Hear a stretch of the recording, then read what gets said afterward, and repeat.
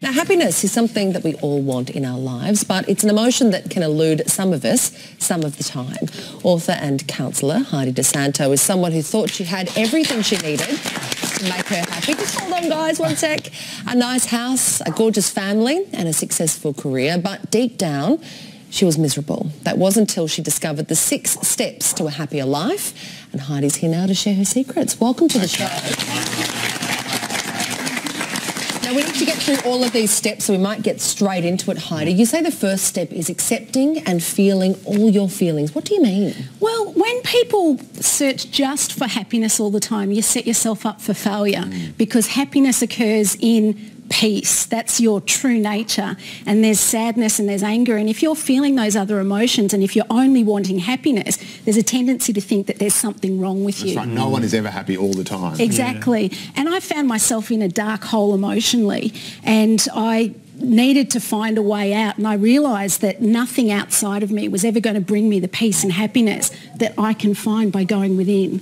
Well, how does one go within? One goes within by realising, and it's really the first practice, that we as a society, we teach people to not feel. And if you think about what we say to kids when they're sad, we say cheer up. Or when kids are angry, we say calm down. Or when kids are too excited, we say settle down. And so what most people have learned... Get off the roof. Exactly. Most people have learned to not feel and in fact change their inner state to be the exact opposite to what's going on.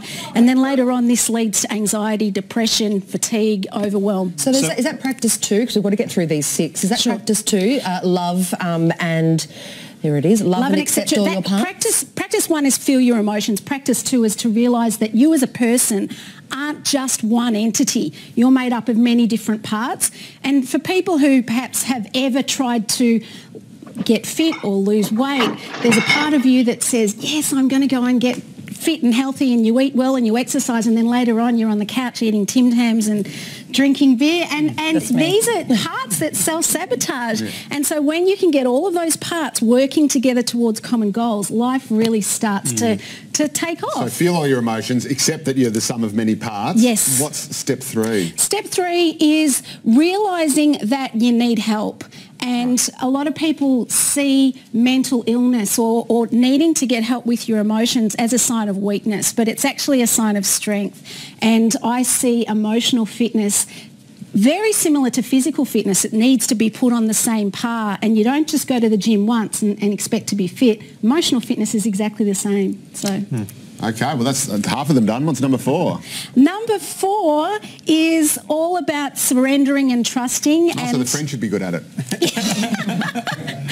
Life isn't always going to go according to plan, and so when you run into a hurdle, the worst thing that you can say to yourself is, this shouldn't be happening to me. And the best thing that you can say to yourself is, okay, can I do anything about it? If not, accept it and feel the emotions and then move on. Don't worry about it now. I mean, don't worry about something you can't change. Exactly. Yeah. And that's about flowing with life. But if you are someone that does have negative thoughts, you're a half-glass empty kind of person, how do you control those thoughts? I mean, it's just not, it's easier said than done. How do you? It is, but it's really powerful. If I ask you to not think of a black stallion running wild, what immediately comes to your mind? A black stallion exactly. running wild. and so what you've got to realise is that even though I've said not to think about it, your mind can't process negatives, and whatever's in your mind, it just goes and locks onto that and starts creating it. And you are an incredible creation machine, and you can use your thoughts to work with you and not against you, and be your best friend. It's actually the great classical Stoic philosophy, which is to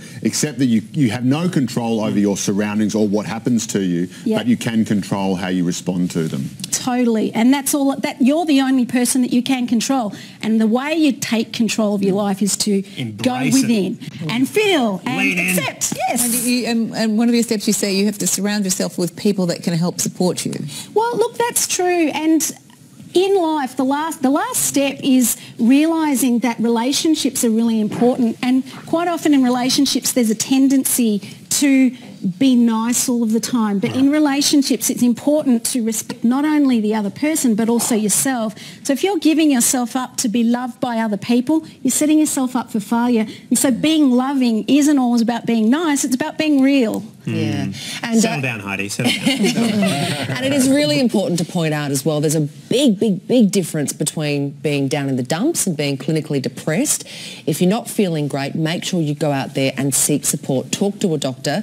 You can call Lifeline as well on 131114. And you can read more about the 6 steps to happiness in Heidi's book, I Should Be Happy But I'm Not. And everyone in the audience has taken home their very own copy.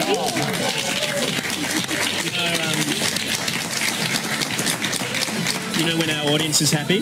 When they're happy and they know it, they clap their hands. As well, for all of you watching at home, you can head to heidi.com.au for your free ebook and meditation. Heidi Di Santo, thanks so much for coming in. Thank you for having me.